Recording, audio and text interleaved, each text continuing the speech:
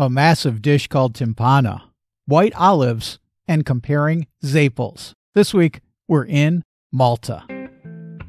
Traveling the world to bring you delicious dishes, tasty beverages, and interesting experiences. This is the Destination Eat Drink Podcast on the Radio Misfits Podcast Network. I'm Brent Peterson. Welcome to Destination Eat Drink, the travel podcast for foodies. This is where we sample the world's great dishes and drinks on the Destination Eat Drink podcast at destinationeatdrink.com and on the Destination Eat Drink YouTube channel. And this week, we're in the middle of the Mediterranean on the islands of Malta. But first, if you like the podcast, please give us a 5-star review on your podcast platform. And if you'd like to support the show even more, please consider a one-time or recurring contribution at buymeacoffee.com/destinationeatdrink. And thank you very, very much. Simon Bajada is an acclaimed cookbook author and award-winning photographer specializing in food and travel. His most recent project is the book Malta, Mediterranean Recipes from the Islands. You can see more of Simon's work at simonbajada.com, and you can find his cookbook wherever books are sold. Simon and I talk about eating plat Malti on the gorgeous island beaches, the famous Maltese bread, and a local liqueur made from prickly pears. Okay, I'm starving, so let's eat. Destination Eat Drink.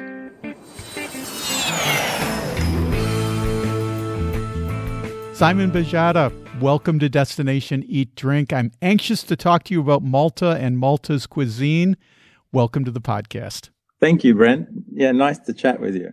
I've been to Malta. I love Malta, but I think most people, maybe the only thing that they recognize about Malta is that old movie, The Maltese Falcon. So maybe a good place to start here is to just give us a thumbnail sketch, like where is Malta and what's the culture like there? Sure, yeah. Well, it's south from Italy, north from North Africa, sitting out in the middle of the Mediterranean.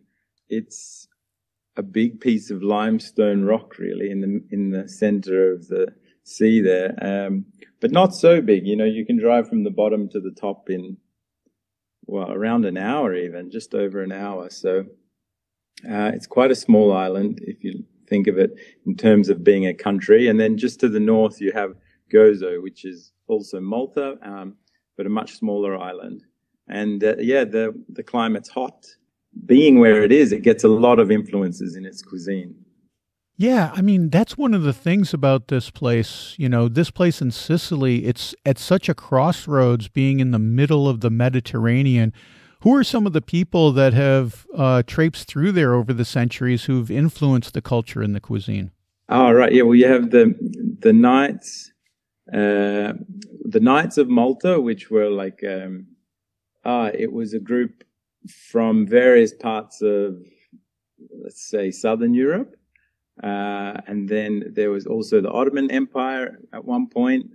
You have obviously Italian influence there, Sicily, and North Africa. And what about the Brits? Because they were there for a while too. The Brits have been there and they've left a mark, certainly I think in terms of some of the food. You know, like there's pastries in the bakery that are very British in style. And another bonus of that is that now a lot of Maltese are very fluent in English. So for visitors, it's great if you're visiting because it's very easy to communicate. That was one thing I found very interesting when I went to Malta is that, you know, English is actually an official language. Now, Maltese is its own language, but it's pretty difficult and you're not really going to learn it before you go there just on a vacation. But a large percentage of the people speak English because the Brits were there, and where the Brits go, man, they make you speak English. So it is an official language, even though you're in the middle of the Mediterranean. So getting around with English, not a problem at all. I'd say less of a problem than any other country in Europe.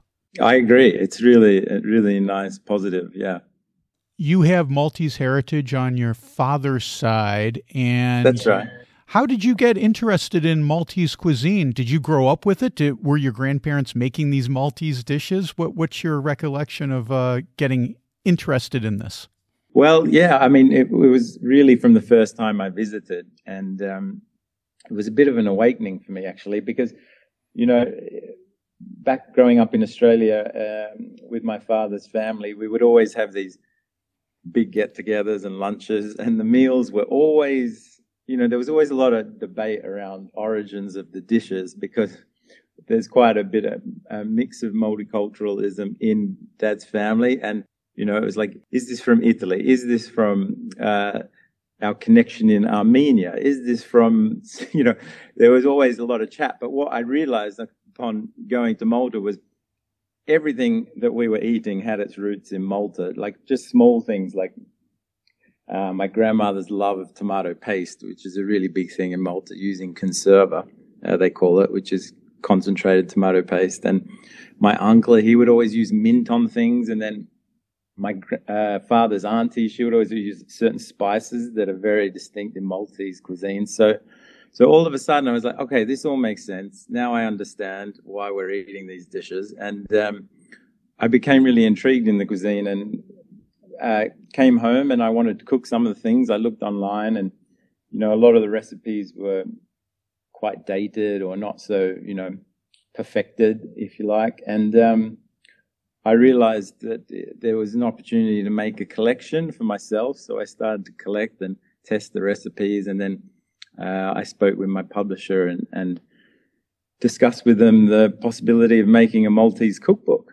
You mentioned Maltese spices, and I want to get into the dishes themselves, but kind of as an overview, what are some of the interesting spices that my listeners might hear and think, oh, that's unique, or that's different, or I didn't realize that would be something that we would be cooking with in Maltese cuisine? Sure, yeah. I mean, just being where it is and being, you know, a port city, it's really had a lot of exposure to everything from around the world, because a lot of ships have passed through. So what I like to call it Christmas spices, because it's really broad as to what are actually used. But in a lot of the desserts, you'll find like things like cinnamon, nutmeg, star anise. And they seem to be more used in desserts than savory dishes. But then in savory dishes too, there's quite commonly a little touch of allspice.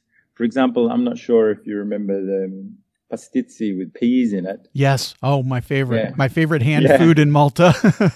Yeah. So I think what makes that unique is that there's a little touch of spice in there that matches really well with the peas and onions. So, you know, spices pop up, and it's really interesting, like, where ingredients sort of are used and then aren't within the cuisine. It's almost as if sometime possibly something got left behind, and whereas it stayed in desserts, it got left behind in savory, because I think it really has exposure to a lot of different ingredients. You know, it's said that the Maltese were some of the first to have tomatoes in Europe as well. Perhaps that's why it's loved so much there. I think it's one of the main ingredients of the cuisine, I would say, tomato. So you mentioned the sweets and these spices, what you call the Christmas spices. I love that phrase. Yeah. What would be some of the sweets that we would normally get? I mean, you know, we go into a bakery in Malta. What should we look for? One thing that I love is the sinitsa, which is a pie that's sort of like a Swiss roll that gets rolled up inside a pie and cut into slices. That's got things like ricotta and nuts. It kind of feels like something very Sicilian, cannoli, I would say. You've also got like halva, and it's really strange that halva is in Malta, obviously, due to the neighboring countries. But, you know, this is using tahini to make it, sesame paste. And I find it odd, that sesame paste doesn't exist in any of the savory food, but it's certainly a sweet that's loved there. Interesting. You have bread pudding. This isn't something you make at home, which uses spices. So it's just leftover bread soaked in milk and much like an English bread pudding, but certainly more spiced. The bakery, you know, is probably more savory things, to be honest, because a lot of the desserts are made at home. But honey rings are one thing. These are a pastry full of dates, like a date puree that are also spiced and then rolled into a ring, and slits are put on the top. They're delicious, and they're very sort of North African in flavor because of the dates. And dates do show up a lot in the pastries. Now, we just passed St. Joseph's Day. That's March 19th. And, I lived in Rhode Island for many years, and there's a huge Italian-American community there. And every St. Joseph's Day, everyone lines up at the bakeries to get a zeppole, or as we say in Rhode Island, a zeppole. And that's a fried fritter filled with cream. And in Rhode Island, it's topped with powdered sugar, more cream, and a cherry, a bright red cherry on top. Is there any pastry or any specific dish that we would get in Malta for St. Joseph's Day? Yeah, well, very similar to that. Is it a deep fried yes. pastry? That one? Yes. Oh wow, yeah. So they call them two names in Malta: so zeppole or spinach, which is the Maltese name, but it's very similar to what you're explaining there. So perhaps there's some connection. Also, I think in Sicily they probably do something similar, but. Yeah, it's a puff like a choux pastry, deep fried, and then filled with ricotta and candied cherries and nuts. Really delicious. So this is something that's on the streets all around Malta at Easter and particularly on St. Joseph's Day. This would be my idea. I'm going to go on St. Joseph's Day next year, I'm going to go to Naples, first thing in the morning, get a zeppole. Then I'm going to fly to Malta. I'm going to get another one. Try another one. Yeah, and great idea. Try both of them, and then I can fly back to Portugal for the evening. So yeah, that would be great. That would be fun. Let's talk about a couple of the dishes in Malta that are in your book, and one of them that I was really fascinated with because I love this idea of plates with different little things on it. The plat Malti. What is this exactly? Yeah. What would we find on it? Yeah, so it's like an antipasti or antipasto, if you like, from Malta. You find all sorts of different cold products to be eaten.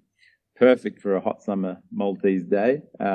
One of the things that most certainly would be on the platter is galetti. It's a water cracker. So like a water cracker you would buy at the shop, but actually these are still commonly made at home by people, which is a nice little homemade touch, but they're just like a basic biscuit. So that kind of forms the base of the platter.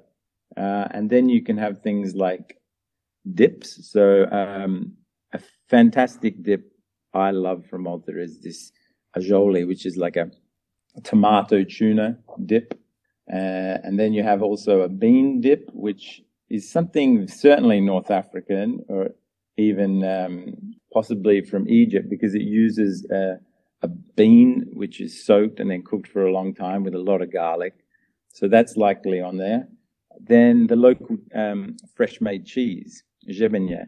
It can come in three different ways: fresh, there's a semi-cured one, if you like, and then a more aged one, which actually gets sat in vinegar with a lot of black pepper. Oh, wow. It takes on a really crumbly, chalky texture in a way.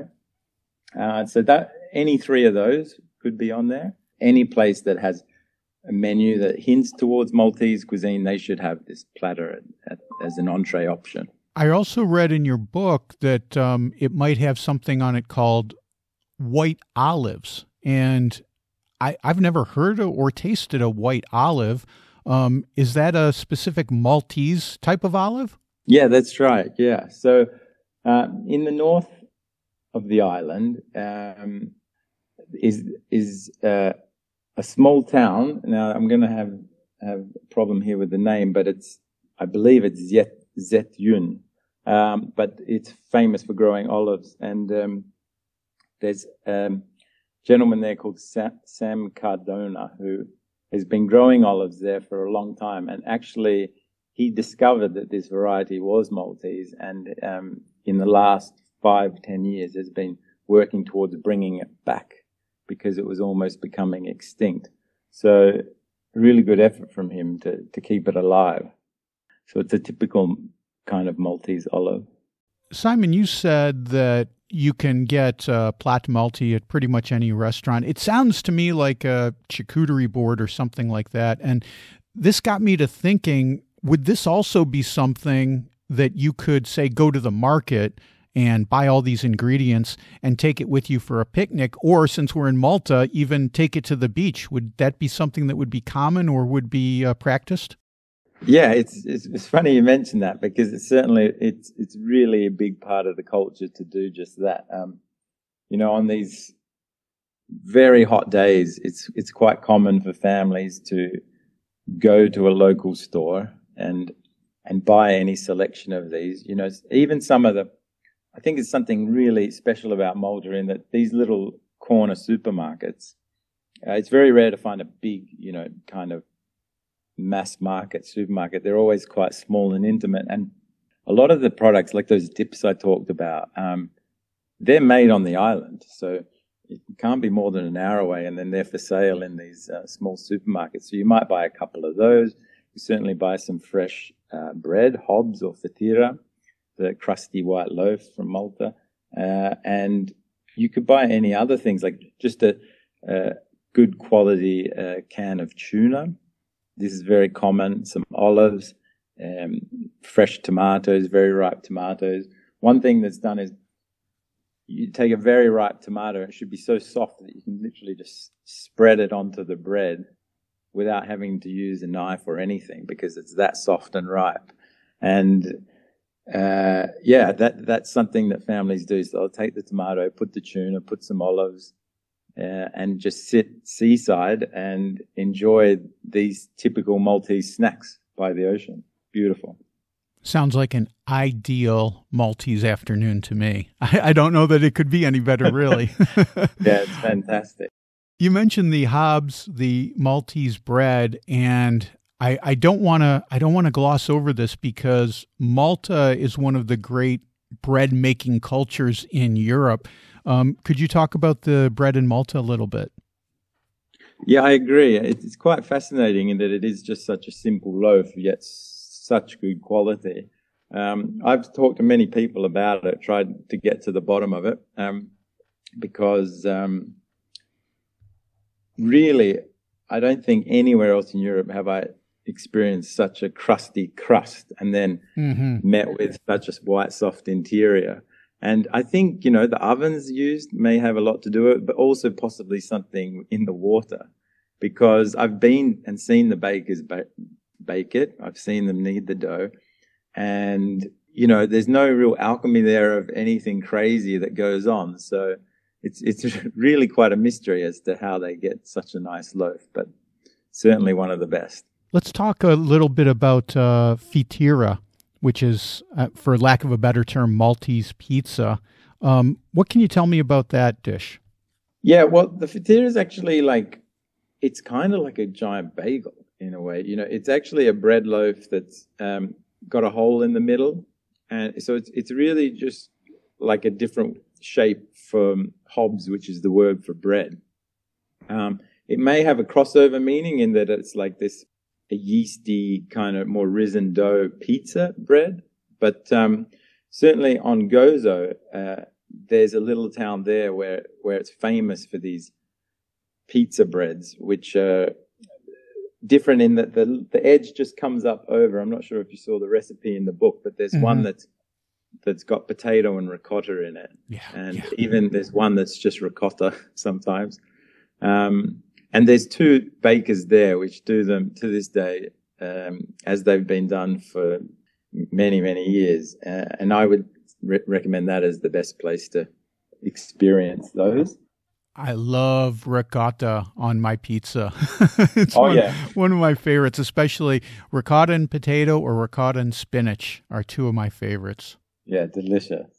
I want to talk about this dish called Timpana. I think in Italy it might be called timpani. I know this dish. I've never tasted it, but I've seen it on the big screen. There's a movie came out almost 30 years ago called Big Night. And Stanley Tucci wrote it and stars in it.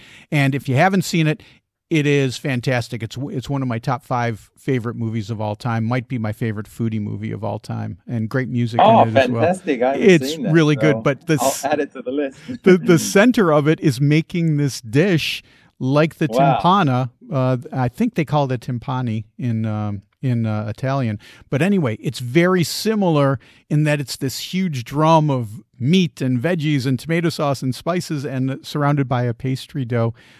Talk about the Maltese version of this. Yeah, well, it's exactly how you described it. Sometimes boiled eggs get put in the middle. Oh, right.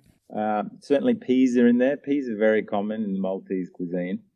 But I think what lifts it is the use of livers, which may also be in the Italian recipe. And a touch of spice, again, like allspice. But yeah, the trick here, I mean, for me, when researching the cuisine in Malta, for me, it looks so luxurious, but all I can think is that when I'm making it, how can I avoid this from being dry? Because essentially no sauce, if it's too wet, then you're going to risk the pastry not cooking properly around it. So the critical thing in making a perfect one is that that you cook the pastry through enough, but it's not too overcooked that you dry out the interior. So it's really tough dish, very tricky balance, but it's a beautiful thing. I think, it most certainly has its roots in the cucina povera. And so I think this is something that was probably made, and a lot of the dishes, the older dishes from Malta, were made to be sitting around the house for a few days after, perhaps. Right.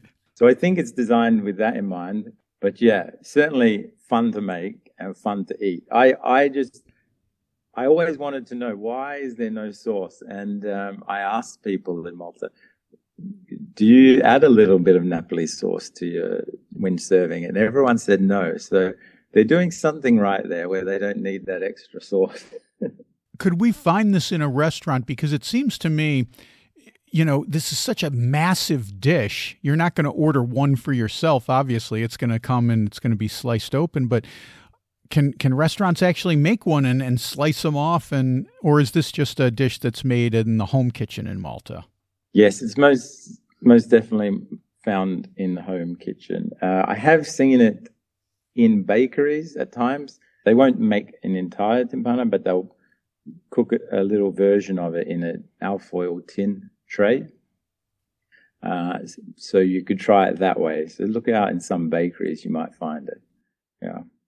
Another really popular dish, which is similar in a way, is baked pasta. So that also is found at bakeries in little aluminium foil tins. I love a good baked pasta. I love it when the pasta gets crispy on the edges. It's so good. Yeah, I think it's made just for that. Right. Yeah.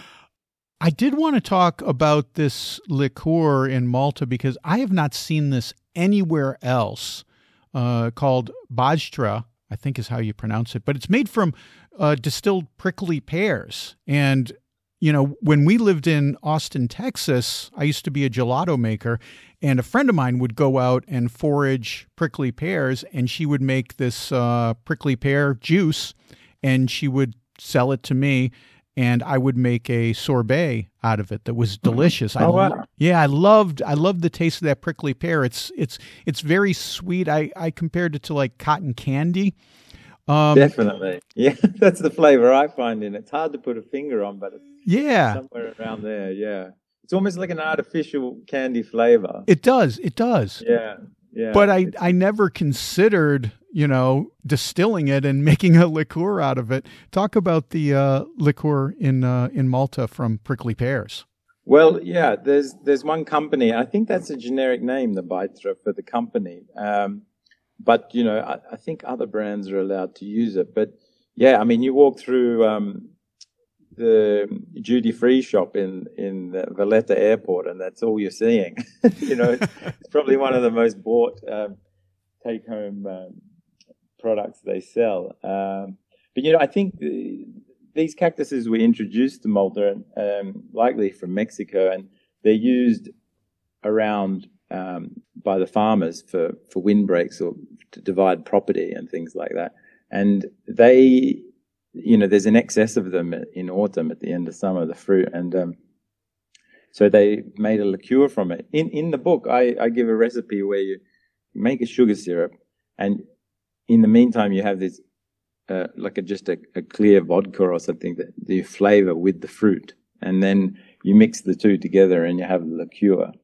And I'm not sure if the commercial product is made in the same way or if it's distilled, but my feeling is it's flavored. It's a flavored interesting alcohol. So more like a limoncello, where you take the simple syrup, you add the liqueur and the macerated lemon peel in, rather than a distilled spirit like a brandy or a gin or something like that. Fascinating. Yeah, exactly. Yeah. Well, Simon, it's been great talking to you. This has been fascinating. It's rekindled my love for Malta. Only been there once, but I really had a great time. Folks can pick up your book, Malta, Mediterranean Recipes from the Islands, wherever books are sold. Highly recommend it. Great recipes, great pictures, really fascinating topic. And I thank you so much for being on the show today. It's been just a lot of fun and very interesting journeying back to Malta. Oh, great to hear, Brent. Thank you. Thanks for interviewing me. Wow. If Malta hasn't been on your radar, start thinking about it now. It's really one of my favorite places. I know we talk mostly about food, but the island and the city of Valletta are stunning. It's well worth it. You can find out more about Simon at simonbajada.com. I've got a link in the show notes. And that's it for this week. Next week, we're in Italy and Croatia for pasta from Turin, a pasta named for a musical instrument, and the pasta boss. It's all about pasta next week. Don't miss that. Until then, get over to destinationeatdrink.com. I just posted a brand new foodie travel guide to the city of Cadiz, where they have some of the best tapas bars in all of Spain. Some even say tapas was invented there. Read that at destinationeatdrink.com by clicking on the Destinations tab and scrolling down to Spain. I also just released a new video. It's about the wine town of Fernando Po in Portugal. And don't worry if you've never heard of that town before. A lot of my Portuguese friends haven't been there either. You can see that by clicking on the video tab at destinationeatdrink.com or by going to youtube.com at destinationeatdrink946. Destination Eat Drink is distributed by the Radio Misfits Podcast Network and Ed Silla. Thanks, Ed. I'm Brent Peterson. I'll see you down the road. Join us next week for another culinary adventure on Destination Eat Drink, a presentation of the Radio Misfits Podcast Network.